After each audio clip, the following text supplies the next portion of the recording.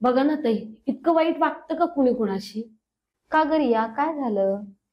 असं अचानक नातं तोडल्यामुळे मला खूपच त्रास होतोय आणि स्वतःला संपावंच वाटतंय. कळतंय रिया, मला तुला खूप त्रास होतोय. पण तुला संपवच वाटतं म्हणजे नक्की काय वाटतंय? थोडं सांगशील का मला सविस्तर त्याविषयी?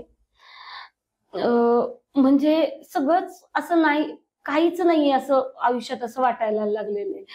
म्हणजे आता हा पण मला नाही म्हणतोय लग्नासाठी आणि आता मी जे शिक्षण घेत होते त्याच्यामध्ये पण या वर्षी माझे 2 विषय मध्ये मी नापास झाली. हम्म.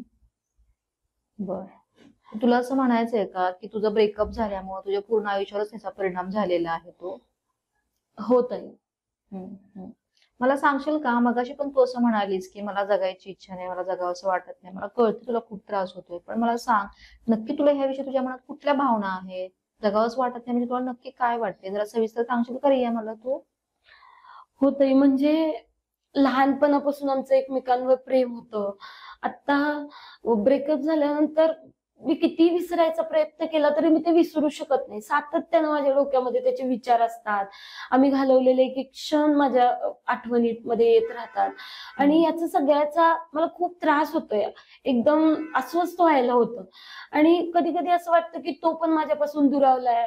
माझ्यापासून घरातले पण, मला मार्क्स कमी पडले तर घरातले हम्म. व्यक्ती पण माझ्यावर नाराज आहेत. हम्म. मित्रमंडळी पण माझ्यापासून लांब गेलेली आहेत हम्म. आणि या सगळ्यांपासून असं वाटतं मीच जर नसेल तर बरं होईल. म्हणजे मी नसल्याने सगळेच प्रश्न सुटणार आहेत, कोणालाच त्रास होणार नाही. हम्म.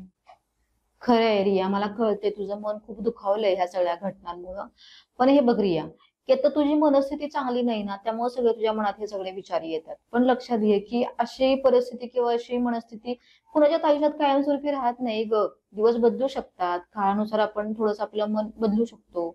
येते लक्षात, त्यामुळे काळजी करू नको, थोडा धीर धर. मी तुझ्या बरोबर आहे. चालेल ताई, तुमच्याशी बोलल्यामुळे आता मला जरा बरं वाटतंय.